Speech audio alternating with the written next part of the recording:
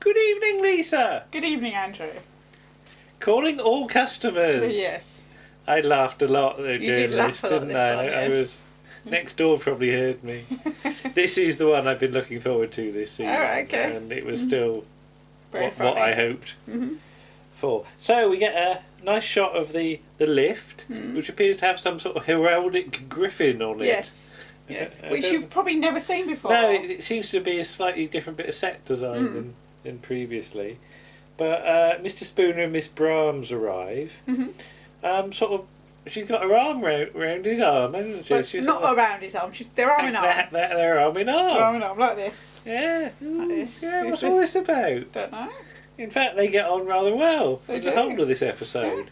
Yeah. So, yeah, Mr. Spooner's definitely nicer, isn't he? Well. Well, mostly.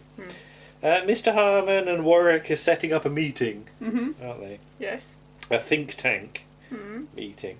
And Mr. Rumbold arrives with Miss Belfridge. Captain Peacock's there. But it's 8:32 and there's no sign of Mrs. Slocombe or Mr. Humphreys. Apparently they went to a fancy dress party last night, though Yeah. Miss Brahms wasn't invited No. as she was considered to be too posh. Yes. Don't know where that's come from. But Mrs. Slocombe's costume involves some bits from bathroom fittings, apparently. Mr. Harman suggests that she went as an old boiler. Yes. But ding! And the lift doors open and... Yes. Come on, Lisa, describe what comes through the lift doors. Well, it's Mrs. Slocombe and Mr. Humphreys. Yeah, And they're dressed as punks. right. Which is several years out of date, anyway. I was going to say, Yeah. we're sort of... This is 83, so punks is a bit Yeah, it's sort of late over and done 70s, with, isn't it? But yes.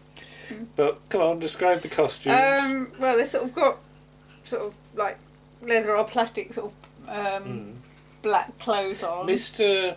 Humphreys has got sort of red tartan trousers, Yes. which have got all chains round Yeah. them, so he can barely walk. He's also got safety pins, or Yeah. is it not paper clips or something, from his nose to his ear. Yes. He's got a bald cap with a multicoloured Mohican sort of brush thing Yeah. on, and Mrs. Slocumbe's got pointy hair, Sort of isn't she? spikes, All multicoloured. Yeah. But yeah, this is possibly their best costume entrance, isn't it? Wearing something silly. But apparently they went to this do in Mr. Humphreys' mother's three-wheeler. Yes. So is it like a sort of Reliant Robin Reliant. or something? It's a punk and funk party. You've got to be careful how you say that. Yes. But they were besieged by Hell's Angels. Dearie me. And they couldn't get out, so Mr. Humphreys had to shin down a drain pipe and try and find a policeman. Yes. So when he came up to a man and asked about a policeman, the man handed over his wallet, didn't Yes. he? He had to chase him for half a mile to try and give him his wallet back.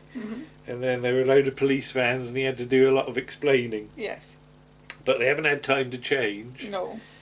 And he's also lugged along his CB radio, Yes. which he didn't want to leave in the car in No. case it got nicked. And his mother's got one at home, and they Yes. keep in touch. Why they can't Yes. phone up, I don't know. I mean, yeah, you can hear the gears crunch a bit to Yes, get it to to this the point, point. yeah, But, yeah. all right, okay. And he takes his bald cap Mohican thing off, and with the hair, he just starts sort of dusting his shoulders, and then and it's a brilliant little bit of business. As Mr. Rumbold's sort of looking away, isn't Yeah. he? And he does Mr. Rumbold's head very briefly, and Mr. Rumbold looks round to see what it was, Yes. but he can't work out what it was. He No. probably thinks it's a fly or something Yes. that's landed on him. But surprise, surprise, sales are at a critical level when they need new ideas. I think we've been here before, haven't we? Yeah, several times. Mr. Grace, and we still don't know whether it's young or old Mr. Grace. No, just referred to as Mr. No, Grace. it's just Mr. Grace. Yes. Thought about commercial TV, but it costs too much. Yeah. So commercial radio is a possibility, isn't Captain Peacock only suggests a bargain sale, and as he says, he's not on commission to come up with good ideas. So he doesn't really care. But yeah, he said, Mr. Rumble says, if the department goes down, what will you do? And he says, salute. Mr. Grace is on the phone, and he wants to know what the ideas are, but they haven't come up with any. Yes. Mrs. Slocombe is concerned with sort of ringing a neighbour in the hope that they'll look in on her pussy, because she hasn't been home all night. No. Poor pussy. I know. Yeah, but yeah, Mr. Rumbold sort of isn't pleased with their lack of progress. He sort of bangs the table, doesn't he? And the aerial goes up on the CB radio. Yes. And then a voice comes through asking for Little Boy Blue. Yes. It's somebody driving a 20 tonner. And of course Little Boy Blue is Mr. Humphreys. Yes. It's quite a clever name, actually. But he's an articulated lorry driver. It's a silly line, but Miss Brums thought he spoke well. I do like this one. It's just silly.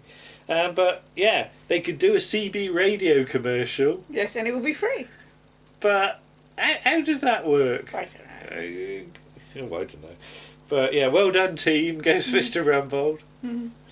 So was it Captain Peacock goes off to Pam's pantry for a decent cup of coffee. Yes. So they have a play with the CB radio. So Big Bert Spooner. Big Bert Spooner. That's his handle. See, I know all the jargon. Yes. And he gets through to. So this is Vicky Michelle, because you look at the end credits. It's got to be her, who says he says he's tall, dark, and handsome, and she says she's blonde, 5'10", 120 pounds, with big blue eyes, and is driving a panda car. Yes. Because he's twiddled the knobs onto the police band. No, I didn't think anybody touched it.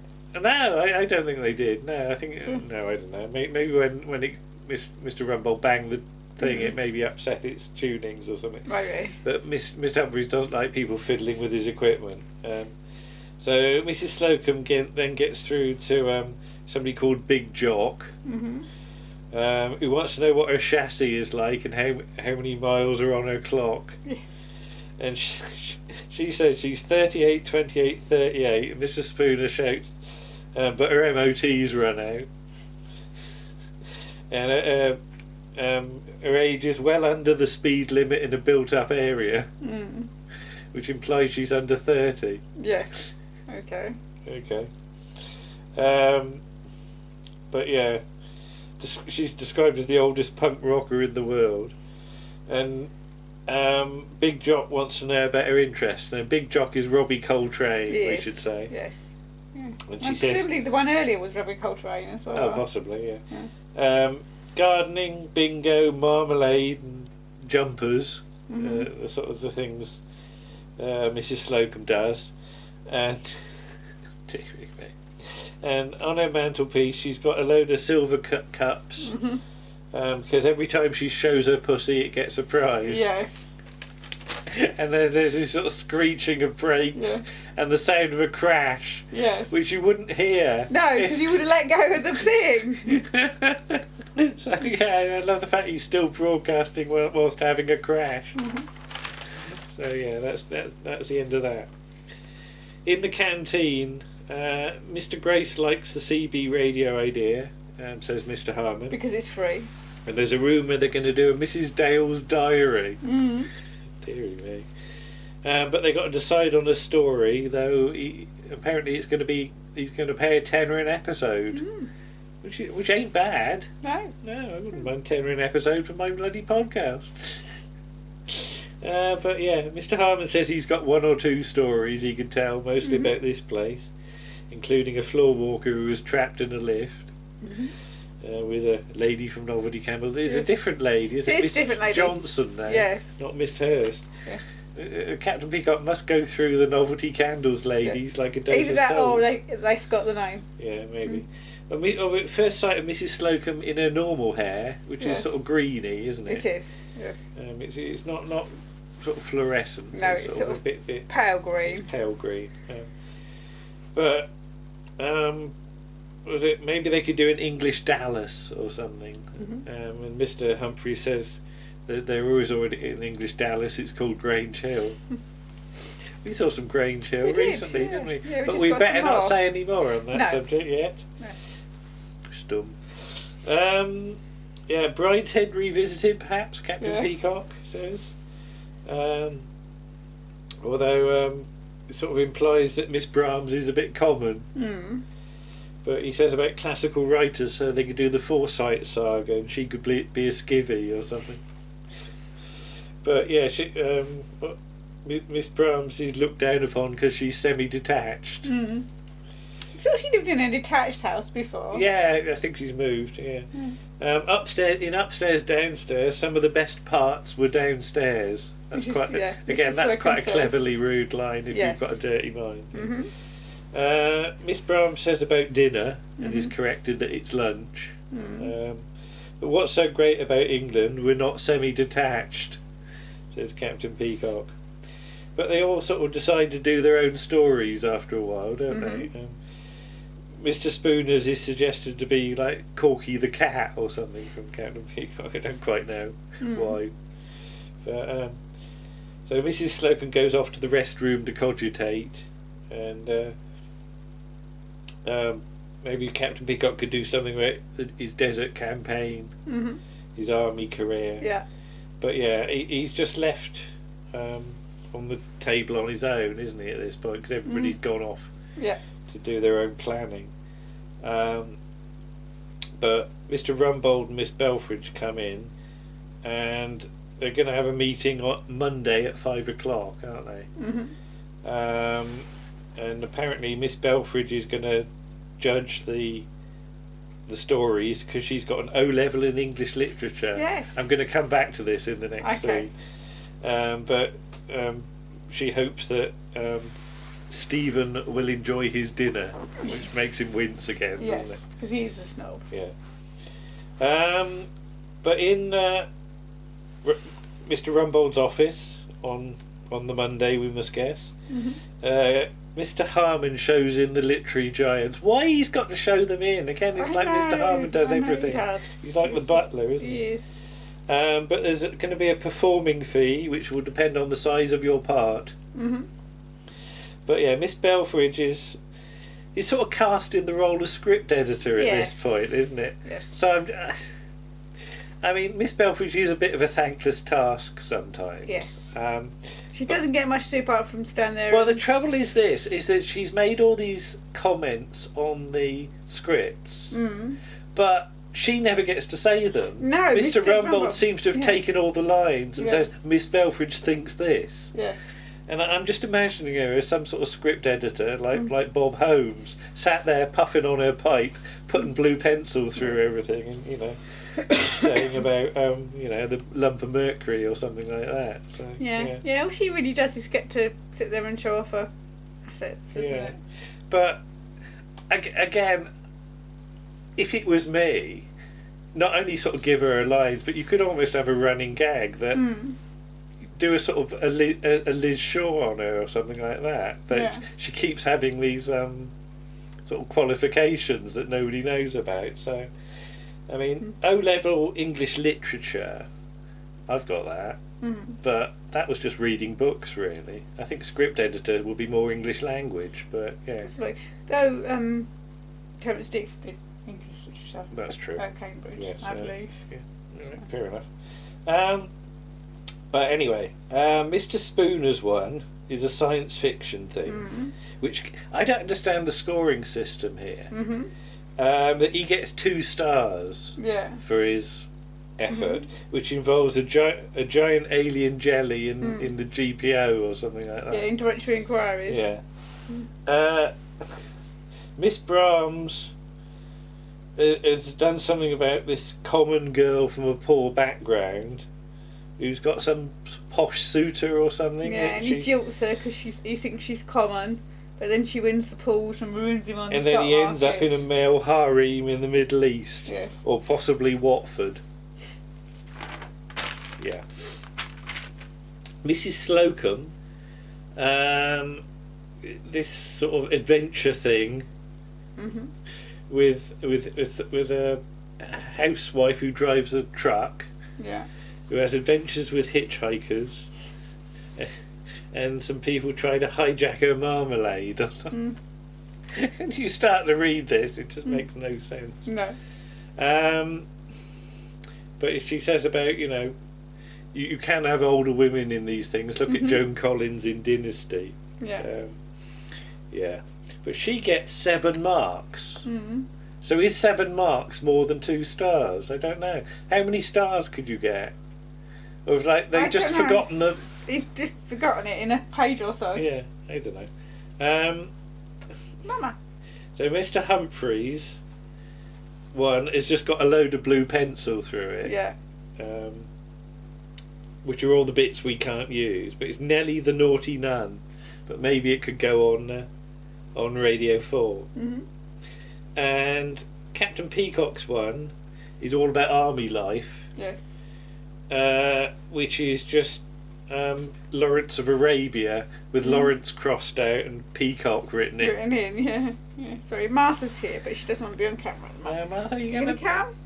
Come on and say hello to everybody. I'm just going to wiggle Martha, now. you can have a cuddle? No? Okay. Martha says hello. Right, yeah. Oh. And then she's going to go. Bye-bye, Martha. Sorry. Right. But Mr.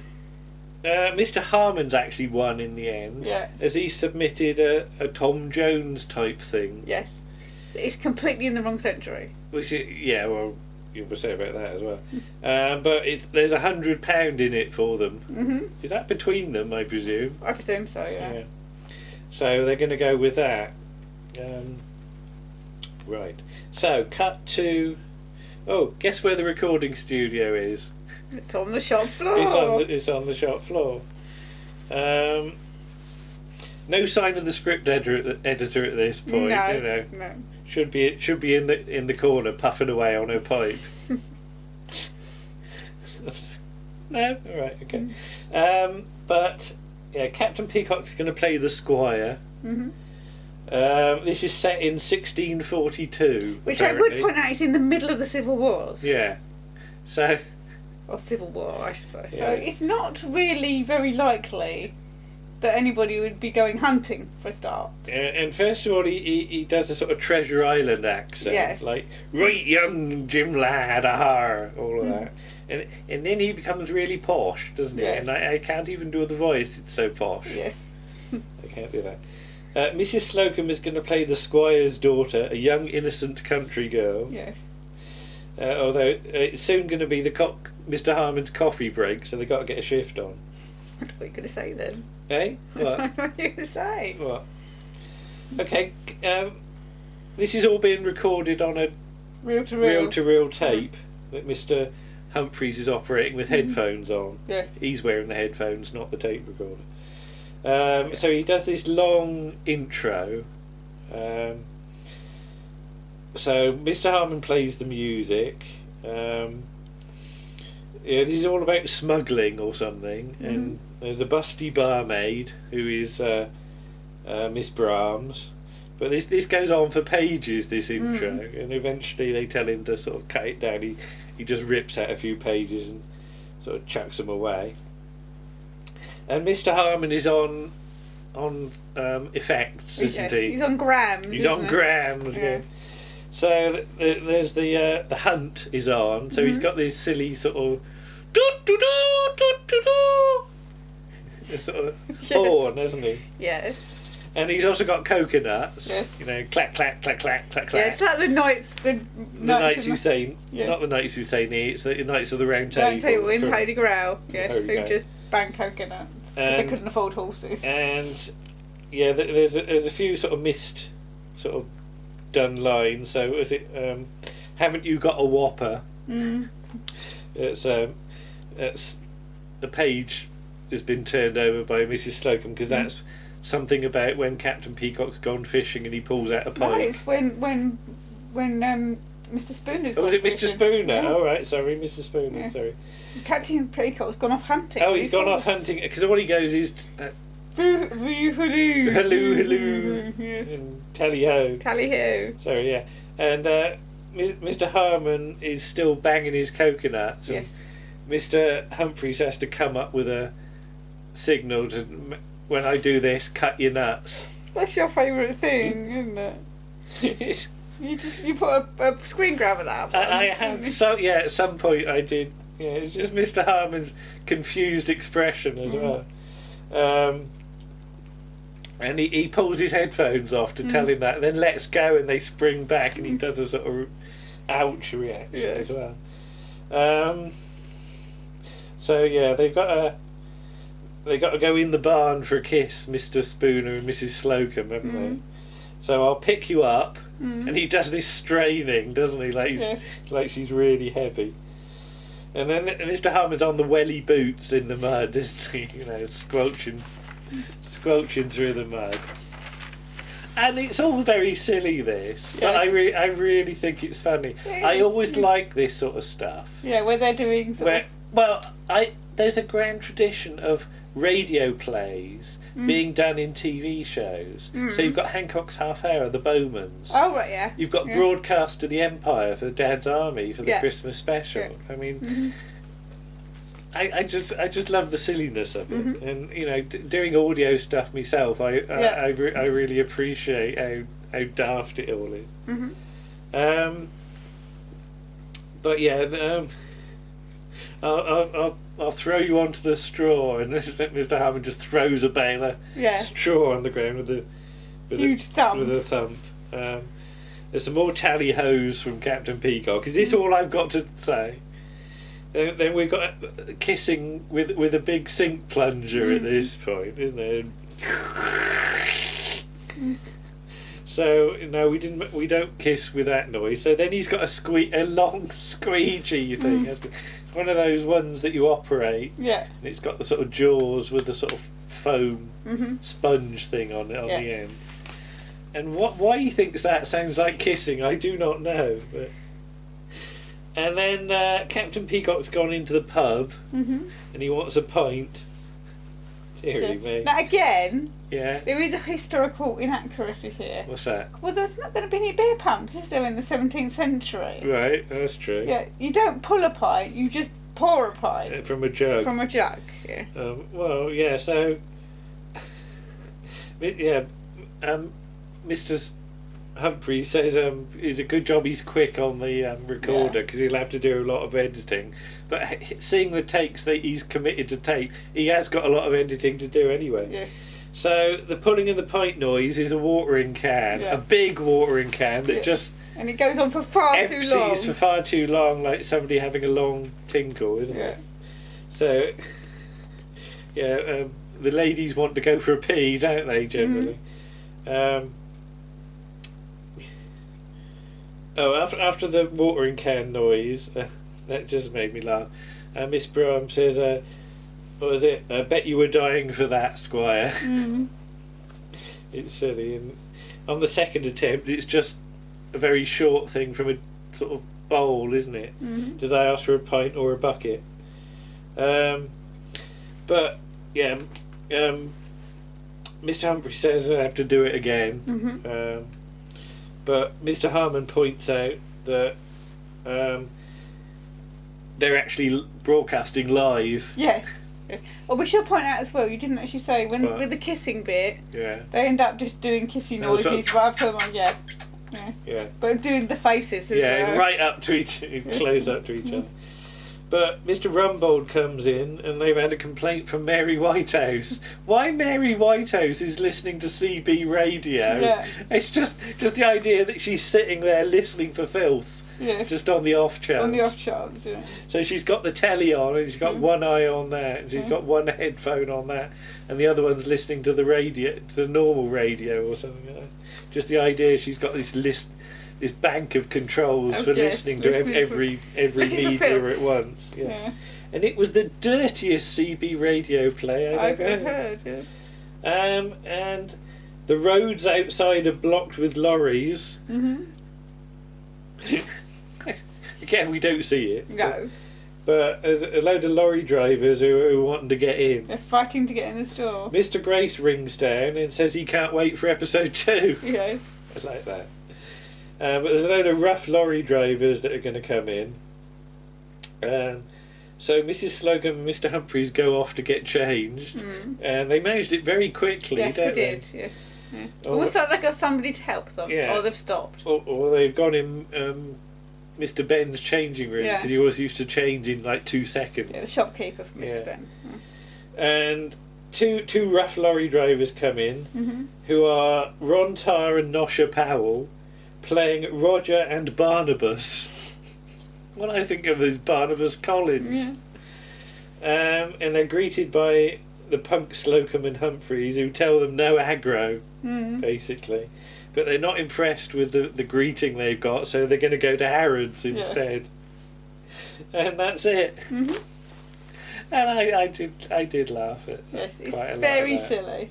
Very silly. What do you think of it? Yeah. Yeah. I like it, yeah. I mean, obviously there are bits in it that are just very silly, but yeah. But next time it's monkey business, isn't it? Yes. And that one's I think that one's equally daft. I'm not sure it's quite as funny from my point of view. No, but it is daft. But it is daft, and I think we've got, as you said, this season is a lot. It's a lot better than the previous season. It's a lot easier to watch. Yes, it's nowhere near as unpleasant. Have you lost your presser again? I've lost my presser again. How do I do this? This is ridiculous.